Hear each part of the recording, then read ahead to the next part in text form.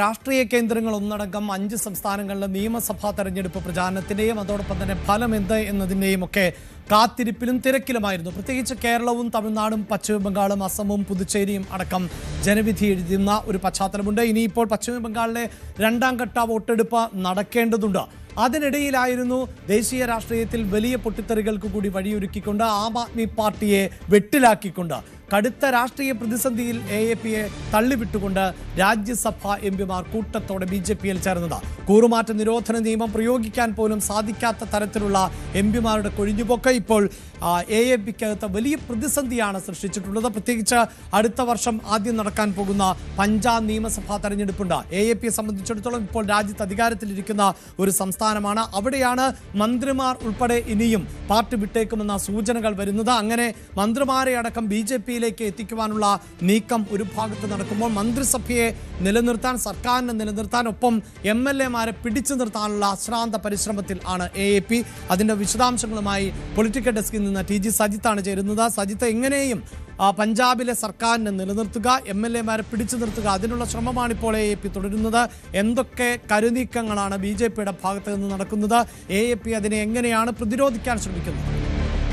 അഭിലാഷ്, 92 അംഗങ്ങളുമായി വലിയ മജോറിറ്റിയിലാണ് പഞ്ചാബിലെ ആം ആദ്മി സർക്കാർ മുന്നോട്ട് പോകുന്നത്. പക്ഷേ ഇതിനിടയിലാണ് അവരെ ഞെട്ടിച്ചുകൊണ്ടുള്ള ഈ രാജ്യസഭാ അംഗങ്ങളുടെ കൂറുമാറ്റം നടക്കുന്നത്.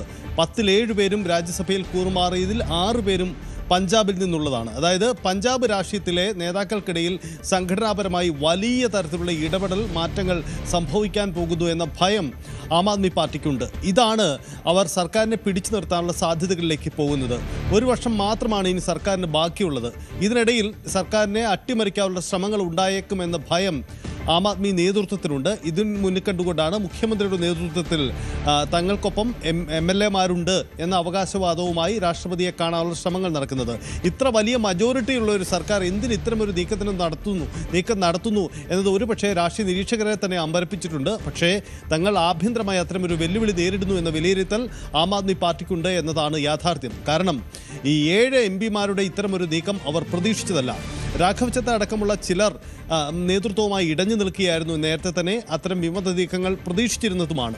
പക്ഷേ അതിനപ്പുറം വളരെ പ്രധാനപ്പെട്ട സ്ഥാപക നേതാക്കൾ അടക്കമുള്ള പ്രധാനികൾ എങ്ങനെ പാർട്ടി നേതൃത്വം വിട്ട് BJPക്കൊപ്പം ചേർന്നു എന്ന് കുഴയ്ക്കുന്ന വലിയ പ്രശ്നങ്ങൾ ആം ആദ്മി പാർട്ടിയെ സംബന്ധിച്ചുണ്ട്. അതായത് ദീർഘനാളുകളായി BJP നേതാക്കളുമായി ആശയവിനിമയം നടത്തുകയായിരുന്നു. അത് തിരിച്ചറിയാൻ ആം ആദ്മി നേതൃത്വത്തിന് തീരുന്നില്ല. ഇപ്പോൾ പുറത്തു വന്ന പ്രഖ്യാപനങ്ങൾക്കപ്പുറം വളരെ നീക്കങ്ങൾ ഇനിയും പ്രതീക്ഷിക്കാമെന്ന് ആം ആദ്മിയും തിരിച്ചറിയുന്നുണ്ട്. അത് മുന്നിൽ കണ്ടുകൊണ്ടാണ് ഈ സർക്കാരിനെ പിടിച്ചു നിർത്താനുള്ള നീക്കം ഇപ്പോൾ നടക്കുന്നത്.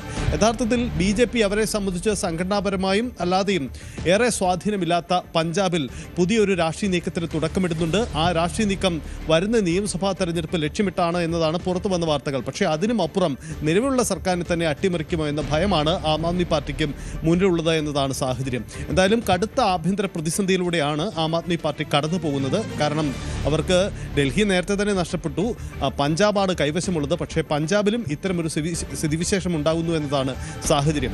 അതായത് ഇപ്പോഴത്തെ സാഹചര്യവുമായി ബന്ധപ്പെട്ട് അടുത്ത ഫെബ്രുവരിയിൽ 2027 ഫെബ്രുവരിയിൽ നടക്കാൻ പോകുന്ന തെരഞ്ഞെടുപ്പിലേക്ക് പോകുമ്പോൾ അത് പാർട്ടിക്ക് വലിയ തിരിച്ചടി ഉണ്ടാവാനുള്ള സാധ്യത 2 തരത്തിലാണ്. ഒന്ന്, ഭരണവിരുദ്ധ വികാര സാധ്യതയുണ്ട്. 2, സംഘടനാപരമായി ആം ആദ്മി പാർട്ടിക്കൊപ്പമുള്ള അണികൾ കൂട്ടത്തോടെ വിട്ടുപോകാനുള്ള സാധ്യതയുണ്ട്. അത് BJP നേട്ടമാക്കുമോ അതല്ലെങ്കിൽ കോൺഗ്രസ് നേട്ടമാക്കുമോ എന്നതാണ് ഇനി കണ്ടറിയേണ്ടത്. എന്തായാലും ഒരു കാര്യം ഉറപ്പാണ്, ആം ആദ്മി പാർട്ടി അസാധാരണമായ പ്രതിസന്ധി നേരിടുന്നു എന്നതാണ് സാഹചര്യം. ആം ആദ്മി പാർട്ടി അസാധാരണമായ പ്രതിസന്ധിയിലൂടെ കടന്നു പോകുന്നു എന്നതാണ് ഇപ്പോഴത്തെ രാഷ്ട്രീയ സാഹചര്യം. വാർത്തയുടെ വിശദാംശങ്ങളാണ് TG സജിത്ത് പൊളിറ്റിക്കൽ ഡെസ്കിൽ നിന്നും പങ്കുവച്ചത്. പ്രിയപ്പെട്ട പ്രേക്ഷകരെ, 5 സംസ്ഥാനങ്ങളിലെ നിയമസഭാ തെരഞ്ഞെടുപ്പ്, ആ നിയമസഭാ തെരഞ്ഞെടുപ്പിന്റെ പ്രചാരണ പരിപാടികളിൽ ആയിരുന്നു ദേശീയ രാഷ്ട്രീയത്തിലെ മുഖ്യധാരാ പ്രസ്ഥാനങ്ങൾ എല്ലാവരും തന്നെ. അതിനിടയിലായിരുന്നു അതീവ തന്ത്രപരമായി ഇപ്പോൾ BJP AAPയുടെ MPമാരെ സ്വന്തം പാളയത്തിലേക്ക് എത്തിച്ചത്. അവിടെ ദേശീയ രാഷ്ട്രീയത്തിൽ തന്നെ ഞെട്ടലുണ്ടാക്കിയ ഒന്ന് എന്നതിനപ്പുറത്ത് AAPയെ സംബന്ധിച്ചിടത്തോളം അവരുടെ ഭാവി പോലും അനിശ്ചിതത്വത്തിലാക്കുന്ന ഒരു രാഷ്ട്രീയ നീക്കം ആണ് ഇപ്പോൾ നടന്നിട്ടുള്ളത്. എന്തു തന്നെയാണെങ്കിലും 10 MPമാരിൽ 7 MPമാരെ സ്വന്തം പാളയത്തിലേക്ക് എത്തിച്ചതിലൂടെ തന്നെ ഈ എംപിമാർക്ക് കൂറുമാറ്റ നിരോധന നിയമം ബാധകമല്ല എന്നതാണ് ഇപ്പോഴത്തെ പൊതുവായ വിലയിരുത്തൽ. അതുമായി ബന്ധപ്പെട്ട് ചില തർക്കങ്ങളുണ്ട്. ആ തർക്കത്തിലേക്ക് ഞാൻ വരാം. അതിനു മുമ്പ് ഇപ്പോൾ ഈ എംപിമാർ കൂറുമാറിയതോടുകൂടി AAPയെ സംബന്ധിച്ചിടത്തോളം അലട്ടുന്നത് അവർക്ക് ഇപ്പോൾ രാജ്യത്ത് അധികാരത്തിലുള്ള മറ്റൊരു സംസ്ഥാനം എന്നത് പഞ്ചാബാണ്. നമുക്കറിയാം രാജ്യത്ത് തന്നെ വലിയൊരു പ്രതിഷേധത്തിലൂടെ, അതായത് ലോക്പാൽ നടപ്പിലാക്കുന്നതുമായി ബന്ധപ്പെട്ട അന്ന ഹസാരിയുടെ നേതൃത്വത്തിൽ ഉള്ള പ്രതിഷേധം ഡൽഹിയിലുണ്ടാകുന്നു. അതിൻ്റെ മുൻനിര പോരാളി എന്ന നിലയിലായിരുന്നു അരവിന്ദ് കെജ്രിവാൾ എത്തിയത്. അങ്ങനെ അരവിന്ദ് കെജ്രിവാൾ അഴിമതിക്ക് എതിരായ പോരാട്ടത്തെ മുന്നിൽ നിന്ന് നയിക്കുകയും അതിൻ്റെ അടിസ്ഥാനത്തിൽ രൂപീകൃതമാവുകയും ചെയ്തിരുന്ന പൊളിറ്റിക്കൽ പാർട്ടിയാണ് ആം ആദ്മി പാർട്ടി എന്നത്.